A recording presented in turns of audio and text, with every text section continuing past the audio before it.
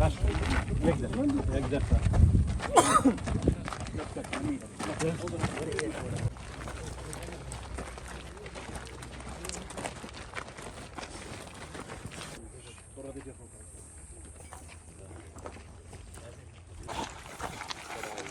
يقدر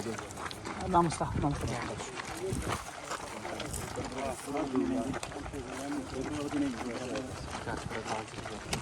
نه هیچ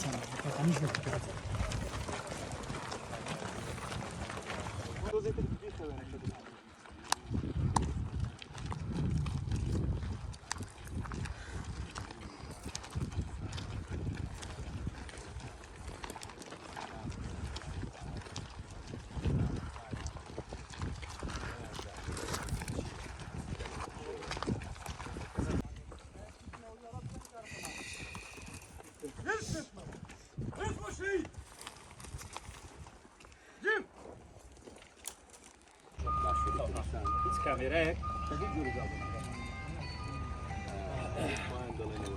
سرقل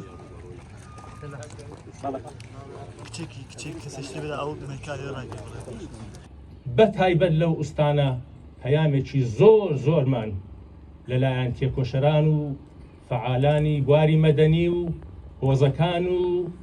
ئاینەکان بە یارسان و شیعە و سوننەوە پێگەیشتووە. ئەوە دەردەخە کە کار و فعالیەتەکانی موسا باباخانی لە ئوستانی کرماشان معنادار بووە. هەر بۆیەش کۆماری ئیسلامی موسا باباخانی کرد بە هەدەف کردن بە هەدەفی موسا باباخانی ویستی کرماشان بکا بە هەدەف. بەڵام کرماشان شۆنی فعالیەت و تێکۆشان شۆنی پێکهاتن و هەماهەنگی و هاوڕەنگی هەموو ئاینەکان و هۆزەکان وا بە ئاستانی بەچۆکدا نایە.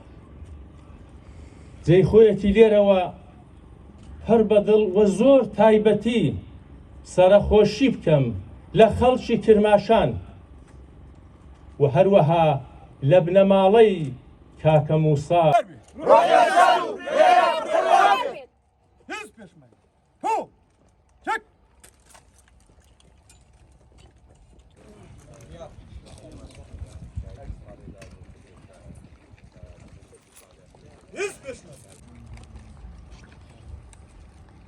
هاوخەمی خۆیان لەسەر شانی ئێمە سۆکتر بکەن و نیشانیاندا کە ئێمە لە نێو دڵی خەڵکی خۆمان و بۆ خەکە خەباتەکەمان خەباتێکی ڕەوایە. ئەمن پێم وایە تەوتە ئەو بەرنامەی ترۆری کاک موسا بابەخانی دەمێکە داڕێژراوە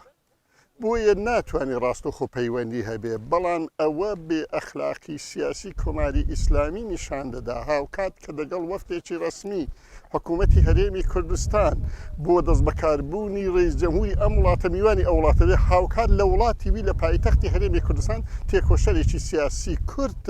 ترۆر دەکرێت. ئەوە نیشانەی بێ ئەخلاقی سیاسی حکوومەتی ئێرانە، نیشانەی بێ مەسئولیەتەیە، نیشانەی بێ پرنسپێ. بۆیە ئەمن پێم وایە لەباری سیاسیەوە ئەو تەسیرە منفێ هەیە کە بەداخەوە هاوکات کرد لەگەڵ ئەوەی هەیئەتی هەرێمی کوردستان دەچێت بۆ ئێران بەڵام کەوتەکانی خۆی و پیلانەکانی خۆی لە هەرێمی کوردستان دەزڕا ناگرێ و هەروە بەڕێوەیان دەبات. بە هەر سوڵەتەوان شاندی هەرێمیان بە ڕسمی وەرگرت، بەڵام ڕەفتاریان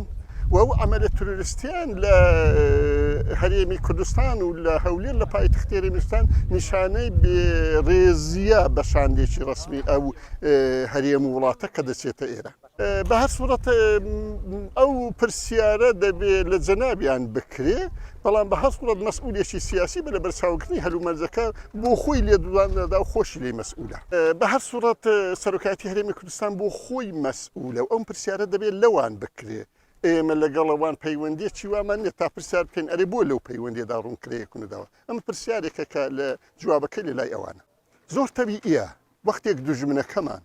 پیلانێکی ئاوە دادەڕژێ ئەمڕۆ لە حزبی دموکراتە سبحینێ لە یەکێک لە هێزەکانی کێ دووسپەی لە تێکۆشەریشکێ و ئەوە بە شکلی جۆرا و جۆر لە وەختی جۆرا و جۆردا بووە تەبیعیە هێزە سیاسیەکانی ڕۆژهەڵاتی کوردستان دەبێت بیر لە ئەوە بکەنەوە و ڕێکاریی بۆ دابنێن و ببێت بە زەمینەی وەحدەت و هەماهەنگی و هاوکاری زیاتر لەگەڵ یەکتر.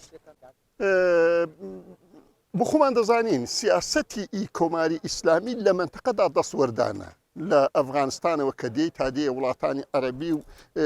ئەوە دێ عێراق دێ سووریە یەمەن لوبنان ئەوانە هەموو دەستی کۆماری ئیسلامی بە وازحی دیارە بۆیە زۆر تەبیعیە مادام ئەم وڵاتە ئەم حکوومەتە لەو وڵاتانە دەستی ئاوەڵ هەیە بەتایبەت لە عێراق سروشتیە لێرە ئەواملی هەبێ کەسی هەبێ دەسیسەی هەبێ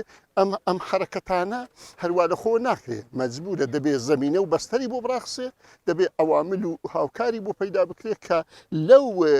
ترۆرەدا هەردوو لەوانە بە وازحی دیارە هەم زەمینە و بەستەرەکە هەیە و هەم هاوکارەکەشی دیارە و وابزانم ئاسایشی هەرێمی کوردستانیش لەو پەیوەندێدا سەرەداوی بەدەستەوەیە شەری ئێرین و نەسرەوت و بەڵام یاد و ناوی